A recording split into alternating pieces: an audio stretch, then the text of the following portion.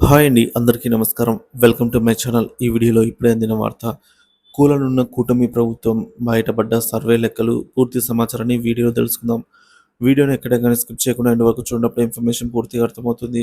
Video చూస్తున్న ప్రతి ఒక్కరు వీడియోకి లైక్ చేయండి. అలాగే ఈ వీడియోని షేర్ చేయండి. కొత్తగా మన ఛానల్ చూస్తున్న వారు సబ్స్క్రైబ్ చేసుకున్నట్లయితే వెంటనే మన ఛానల్‌ని సబ్స్క్రైబ్ చేసుకోండి. దీని ద్వారా నేను చేసే లేటెస్ట్ వీడియోస్ అన్నీ మీ వరకు రీచ్ అవుతాయి. ఇక ఆలస్యం చేయకుండా వీడియోలోకి తెలుపుదాము.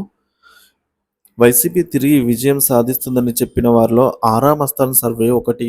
గత 15 ఏళ్లుగా ఆరా మస్తాన్ సర్వేలు సరిగ్గా తేలిన ఫలితాలను ఇవ్వడంతో చాలామంది ఆ సంస్థ చెప్పిన ఫలితాలను నమ్ముతున్నారు. కానీ ఆరా సంస్థల అధినేత ఆరా మస్తాన్ చేసిన సర్వేలకు ప్రత్యేక నిబంధన ఉందని, ఆయన సర్వేలు ఇప్పటివరకు ఎప్పుడూ ఫెయిల్ కాలేదని అయితే చెప్పేవారు. ఈసారి కూడా ఆరామస్థాన్ సర్వేలో ఏపీలో వైసీపీకి 110 సీట్లను గెలుచుకొని తిరిగి అధికారంలోకి వస్తుందని ఆరామస్థాన్ అంచనా వేసింది. తన సర్వేలు నిజమవుతాయని, మరోసారి జగన్ సీఎం అవుతారని ధీమాగా ప్రకటించారు సీఎం గారు. గత సీఎం జగన్మోహన్ రెడ్డి. ఆరామస్థాన్ సర్వే ప్రభావంతో వైసీపీ అనుకూలంగా భారీ ఎత్తున బెట్టింగ్లు కూడా జరిగాయి. కానీ ఈసారి ఆ అంచనాలు తప్పి వైసీపీ ఘోర ఓటమి చెందింది. కూటమి ఏకంగా 164 సీట్లతో విజయం సాధించగా, అధికార వైసీపీ కేవలం 11 సీట్లకు మాత్రమే పరిమితమైంది. ఆరా మస్తాన్ సర్వే ఫెయిల్ కావడంతో ఆరా మస్తాన్ తీవ్ర విమర్శలను ఎదుర్కొంటున్నారు.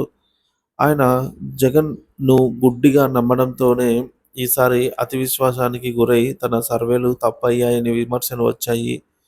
ఈ ఎన్నికల ఫలితాల తర్వాత ఆరా మస్తాన్ పూర్తిగా మౌనం వహించారు. ప్రస్తుతం కూటమి ప్రభుత్వ పాలన 100 రోజులు పూర్తయిన నేపథ్యంలో ఆరా మస్తాన్ మళ్ళీ యాక్టివ్ అయ్యారు. దేశవ్యాప్తంగా జమిలి ఎన్నికలు రాబోతున్న నేపథ్యంలో సో జరగబోతున్నాయనే ప్రచారం జరుగుతున్న సమయంలో ఆరా మస్తాన్ మళ్ళీ రాజకీయ చర్చకు సిద్ధమవుతున్నారు. ఇటీవల ఫలితాలపై స్పందిస్తూ పోలింగ్ జరిగిన తర్వాత ఫామ్ 20ని అధికారిక వెబ్సైట్లో ఎందుకు ఉంచలేదని ప్రశ్నించారు. పోలింగ్ ముగిసిన 48 గంటల్లో ఈ ఫామ్ అప్లోడ్ చేయాలని నియమం ఉన్నప్పటికీ 100 రోజుల తర్వాత మాత్రమే దాన్ని ఉంచారని అన్నారు. తన ప్రశ్నలకు ఎన్నికల సంఘం సమాధానం ఇవ్వాలనైతే ఆరామస్థాన్ కోరారు. ఇప్పుడు ఈ పరిస్థితుల్లో ఆరామస్థాన్ మళ్ళీ ఫలితాలపై స్పందించడం హాట్ టాపిక్‌గా మారింది. మరి ఎన్నికల సంఘం ఆయన ప్రశ్నలకు సమాధానం ఇస్తుందో లేదో వేచి చూడవలసి ఉంది.